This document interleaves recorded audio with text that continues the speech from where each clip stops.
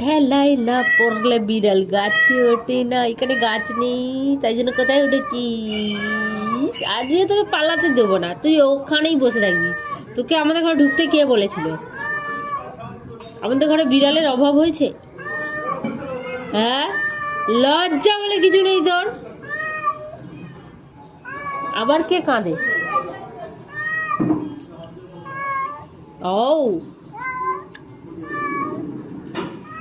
দেখো, ওই যে এই বাঙ্কারটা আর ওই বাঙ্কারটা, দুটো বাঙ্কার আছে। ওকে যদি যেতে হয়, ওকে আমাদের ঘর হয়েই যেতে হবে।